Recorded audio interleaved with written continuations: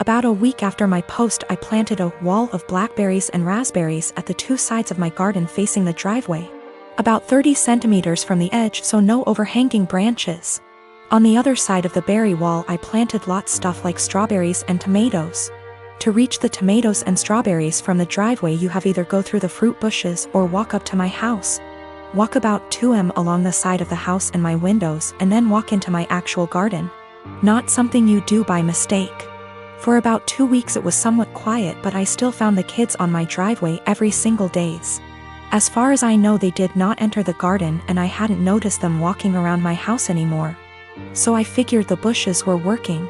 About 1 week ago, berry season started, and my bushes are now full of raspberries, and there's lots of strawberries as well. The neighbors noticed. First I caught the boys picking and eating raspberries, so I told them off and dropped them off at home, told their mom I caught them stealing. That's how I see it, even though it's fruit, and that I'd call the cops next time. She huffed and told me to grow up, but took the boys inside anyway. After that it was quiet up until yesterday afternoon, when I went out for a while and found the dad and his 2 sons right in the middle of my garden when I returned, clearing my bushes and plants. I didn't even confront them.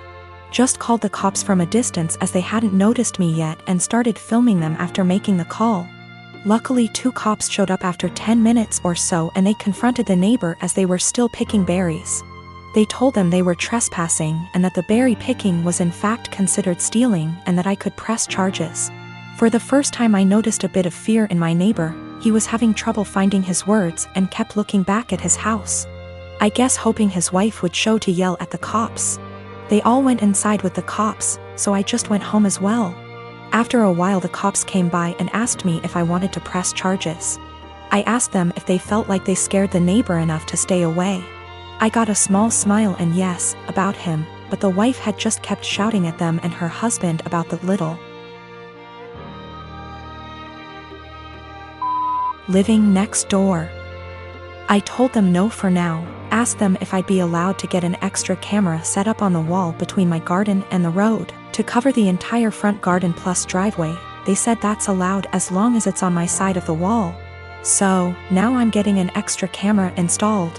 One neighbor knows I'm done messing around, but his wife isn't there yet, and if I ever catch any of them again, the cops will be called and possible charges will follow. My sister-in-law and I have an agreement. She watches my kids 3 days a week, and I watch hers 3 days a week. This agreement has stood since March 2020 without issues. Any changes have been discussed weeks in advance. A couple weeks ago, we had an argument. The next day, I brought my kids to her house, dropped them off, and left. I didn't speak to my sister-in-law, because when one of us is in a rush, like I was, it's standard for us to just let the kids out, stay in the car, and drive off when you see the door open. I drove to work, about 40 minutes away. When I got there, I had about 20 missed calls, and even more texts, all from my sister-in-law, all saying she didn't want to watch the kids given our argument. Her first text arrived a little before I got to her place, but I didn't see it until I got to work because my phone is always on silent when I drive. I rang her, said I'll arrange to work from home, then come get the kids. She said I have 45 minutes to get back to her place or she would call the police. I told my supervisor the situation, and she said I could leave after I did a few things.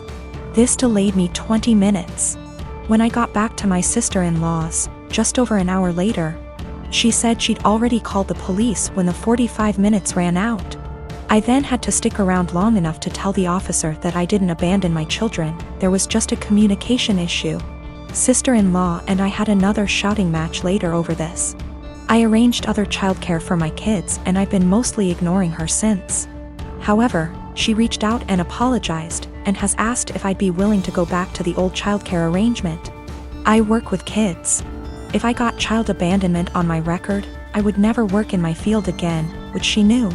And her calling the police was a massive overreaction, so if she needs a babysitter she can go whistle for all I care. She said that if I checked my phone, talked to her that morning, or came back when I was supposed to, she would not have needed to call the police, and I did this to myself.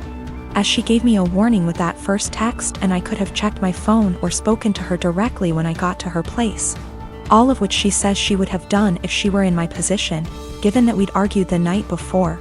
I've told her that if she thinks I'm babysitting for her, she's delusional, and she's on her own. Because of my refusal, it's looking like she may have to quit her job because my brother and her would pay more for a babysitter than they would earn from her working. My mother and brother have both called me an arsehole because there were no consequences to her calling the police, and that while she overreacted, she's apologized, so if I really forgive her, I'll let us move on. This income loss would also mean that she, my brother, and my niece and nephew might need to move somewhere cheaper. That my brother might have to take on extra hours at work. And in an extreme scenario, they may even be completely unable to live independently, meaning they'd have to move in with her parents, who live several hours away. Usually for Thanksgiving, we head out to go see family. Someone else always hosts. We typically help sponsor the host by paying for cleanup, etc. Our home is just too small to host the 30+ folks who typically show up through the day. This year that's obviously not happening. Other than us talking about not doing the usual, Thanksgiving didn't come up until yesterday. My kids have the week off from online school, and I was doing a puzzle with them before dinner when my husband walks in after work and says, "So did we get a turkey?" I looked at him and said, "Well, I know I didn't." "Did you?" He stared at me blankly and said, "No." "What do you mean? Do we need to get one still? Is it being delivered?" I shrugged and said, "I don't know nothing about no turkey." The kids and he looked so confused, so I helped them along and said, "I didn't buy anything. I didn't plan anything. No one said anything to me about Thanksgiving. Nobody offered to help meal plan, cook anything, do anything." He blew up yelling at me about how I should have obviously known. I said, "Why? I've literally never planned or made a Thanksgiving dinner in my life. The most I've ever done was help clean up or maybe peel the potato." I asked him why didn't he plan anything, why didn't the kids plan anything?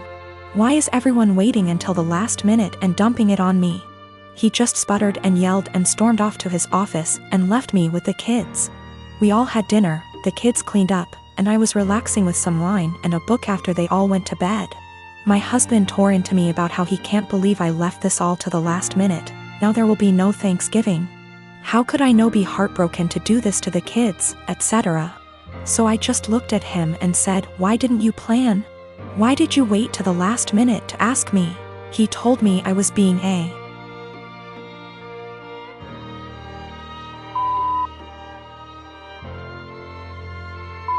for no reason and stomped off to go sleep in his office. He left without saying a word this morning. I followed up with my kids and asked them if they wanted Thanksgiving. They said they didn't care because the food isn't that good most of the time anyway. I work as well. We split chores, but there's no hard line. I do some, he does some. We both cook, and the oldest cooks as well. I just don't get why Thanksgiving is on my plate. Why, just because I'm a woman? A lot of people seem to think that my kids are like toddlers or something. They're old enough to help make the menu for dinners, help with cooking, etc. Anyway, I told my husband that if he wants to do some traditional Thanksgiving with all the fattening, carby, salty, beige food, he can go ahead and plan it and I'll help in the same capacity as always. If he wants me and the kids to cook something together, aka a normal, average Thursday, I'll continue with what was scheduled. The kids genuinely do not care. Thanksgiving doesn't mean anything to them. One of them has been asking for us to stay home for years. One of them barely touches the food as it, and the other one only likes to go so she can see her cousins. And she sees them all the time anyway. The middle kid already dug out another puzzle for us and they're just happy they're off school. Also, we don't do Christmas. Son is in 4th grade. School is only open on Mondays. The rest of the week he is home with me. They don't do virtual learning during the rest of the week. No Zoom calls are made. No teacher actually checks in. Homework at home is not to be sent back to the school and instead they get a participation grade the following week if they tell their teacher they completed it. It's backwards and your students aren't being graded for the work they actually do. Every Monday we get a new flyer in the mail asking for donations. Last week we got a flyer that said to send out 20 emails to individuals to ask them for donations, with the promise of prizes for participation. They also had other prizes on this flyer. Basically, the more people who donate using your name, the bigger the prize you get. My son wanted the headphones prize. Nowhere on the flyer did it say how many donations was needed. I called the school to ask and they said 12. I sent out the 20 emails. 14 people donated. The donation list was to be emailed to the school with the student ID and we were to pick up the prizes this past Monday.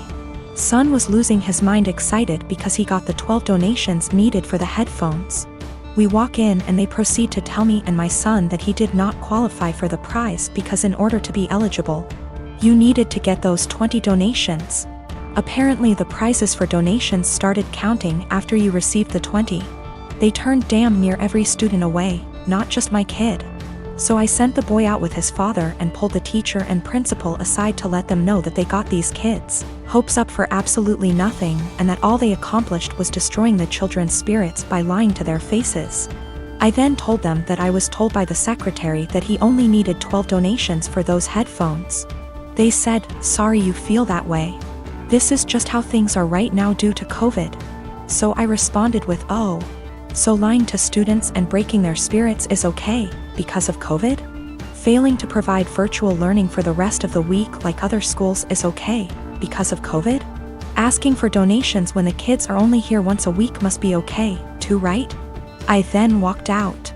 Well, my son got the headphones in the mail today with a note from the superintendent that said, "I'm very sorry for the actions of the school system and the confusion formed around the donation drive.